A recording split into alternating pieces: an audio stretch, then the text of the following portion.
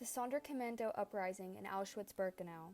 The Sonderkommando, a group largely composed of Jewish prisoners in Auschwitz-Birkenau, was forced to assist in the gas chambers and crematoria in the camp. Throughout their grueling imprisonment in the camp, the men planned and waited patiently for the day they could have their revenge, attack their oppressors, and escape into the woods around the camp. That day came on October 7, 1944. After the SS forced prisoners into the antechamber of the gas chambers, Sonderkommando members helped them undress. As armed guards watched, they led the prisoners into what looked like a shower room. The SS forced the Sonderkommando members to hurry prisoners into the chamber, saying that the tea they would enjoy afterwards was getting cold. When asked if he ever told the prisoners the truth, Sonderkommando survivor Leon Cohen was flabbergasted. "Are you out of your mind? To tell people such a thing? How could I tell the people that they were about to be murdered? It was impossible to tell anyone this terrible truth. You have to realize that the system was too sophisticated for us to interfere in any way. The people were doomed to die, and we couldn't do a thing about it." Once the prisoners were in the chamber, an SS man closed the large metal door behind them, sealing the room off. Another SS officer then dropped in a can of Zyklon B, a toxic pesticide that suffocated the hundreds, sometimes thousands of people inside. 30 minutes later, an SS man wearing a gas mask opened the doors, at which point the Sonderkommando members were forced to remove the bodies from the chamber, transport them to the crematorium, and load the bodies into the ovens. Acts of resistance. One of the few things in their daily struggle that gave prisoners a sense of hope was resistant work. Working in the gas chambers and crematoria, the Sonderkommando had witnessed a hidden genocide on an industrial scale.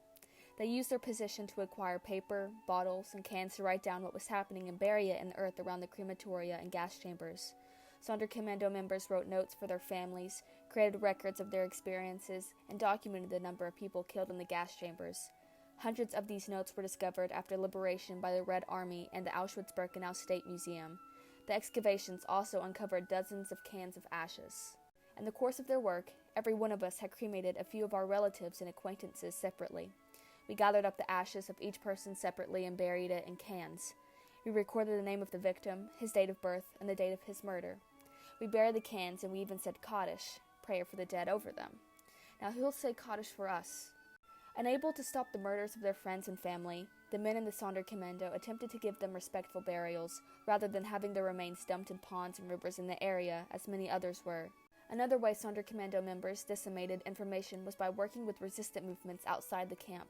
In August and September 1944, when the Auschwitz-Birkenau gas chambers were running at maximum capacity, leaders of the Polish underground demanded photographs of the mass killings.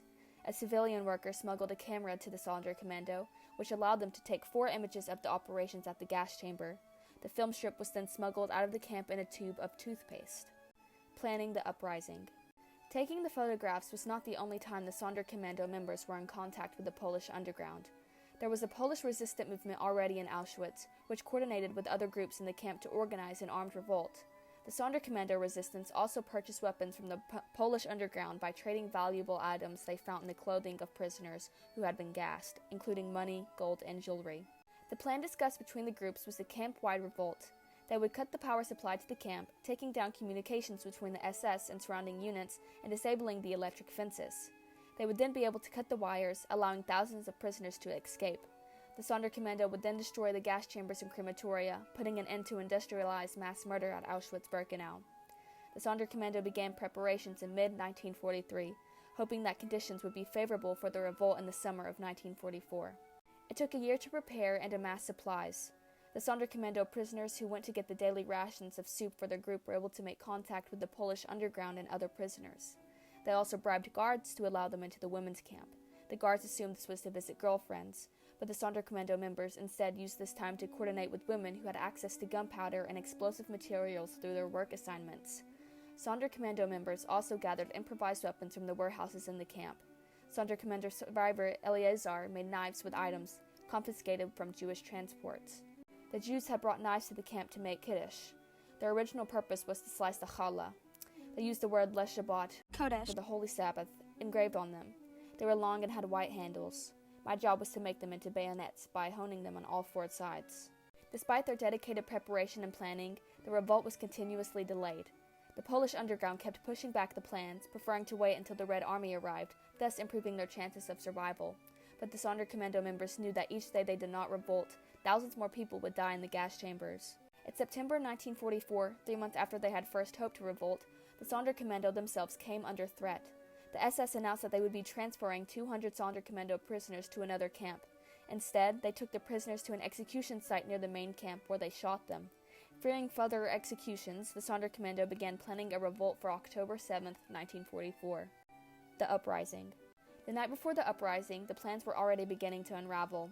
Otto Moll, the sadistic SS officer who presided over the gas chambers of crematoria, grew suspicious of the prisoners' behavior. He dragged Jakob, one of the leaders of the Sonderkommando resistance movement, outside and began to interrogate him. When Jakob would not divulge any information, Otto shot him. His death was a harsh blow to the Sonderkommando men. The following day, the prisoners planned to attack at 2 p.m., but the SS issued a primitive strike. At 1 p.m., they initiated a roll call at Crematorium 5, calling out the prisoner number of 100 men who would be transported. Knowing that their lives were at risk, the Sonderkommando members charged the SS, brandishing their weapons. It was chaos. Some of us were armed with weapons such as iron poles and knives. We knew we had nothing to lose and that the time for action had come. Several of us jumped on the SS men and beat them up. We began to flee as hell broke out. The Germans began to fire at us, and they hit several of us. Whoever was struck by a bullet was left lying there. The rest of us scattered in every direction. During the ensuing battle, several Sonderkommando members rushed into Crematorium 5 and set the place ablaze. The gunpowder and grenades they had stored in the walls ignited, and the building crumpled to the ground. Other prisoners ran to the fence and cut the wire so that they could escape. They then fled to the nearby forest, leaving in their wake 12 injured and 3 dead SS men. Across the camp at Crematorium 2, the prisoners saw flames billowing into the sky. Assuming the revolt was underway, they grabbed their weapons. Some prisoners threw their oppressive German overseer into the ovens, while others attacked and killed 2 SS men. Next, they clipped the adjoining wire fence to the women's camp and then made their own escape route. The men fled, eventually reaching Reiske, about 3 miles away. There they hid in a granary, quietly biding their time. The SS men quickly located the escaped prisoners when they came upon the granary. They set it alight, burning everyone inside to death. Those who were discovered in the woods near Crematorium 5 fought a bloody battle to the end. Around 250 prisoners were killed in the uprising, including the leaders of the Sonderkommando resistance. After the uprising. The only group that survived in the uprising unscathed were the men in the Crematorium 3 who were surrounded by guards in the moment the revolt began. Their prisoner functionary immediately blocked the door, preventing anyone from acting. Though they emerged physically unharmed, they were burdened with the grim task of cremating their fallen comrades' bodies. After the uprising, the SS ordered a thorough investigation. They soon discovered the names of over a dozen members of the Sonderkommando resistance and locked them in cells in the main camp. The men were interrogated and tortured, leading to their deaths. In the course of the investigation, the SS also uncovered the names of the women who smuggled explosives to the Sonderkommando. For weeks they tortured Regina, Esther, Alla, and Rosa, but the women did not reveal anything. On January 6, 1945, the women were hanged in front of the Birkenau prisoners. As they placed a noose around Roberta's neck, she cried out, "Sisters, revenge." The survivors. After the uprising and investigation, only 105 Sonderkommando members remained. Of these, 35 were assigned to work at Crematorium 4, the only gas chamber and crematorium left in operation. The remaining 70 members were forced to dismantle the crematoria that were still standing and remove evidence of war crimes at the camp. Many chose to sabotage this work, burying ashes and remains under a thin layer of soil so that they could be discovered by liberators. In January 1945, as the Red Army approached the camp, the SS evacuated all prisoners who were healthy enough to march. As they called prisoners out of their barracks, the Sonderkommando men mixed with the group hiding from the SS. The SS repeatedly asked for the Sonderkommando to step out of the group. They refused, saving their lives from certain execution. They marched out of the camp without food, water, nor adequate clothing on a multi-day death march. Though many Sonderkommando members did not survive to see the liberation, many of those who did testified to help the world understand what happened during the Holocaust. Though their work has often been judged as collaborationist, Sonderkommando survivor Shlomo sees it differently. Others held us partly responsible for what happened in the crematorium, but that's completely wrong. Only the Germans killed. We were forced, whereas collaborators in general are volunteers. It's important to write that we had no choice. Those who refused were immediately killed with a bullet through the back of their neck.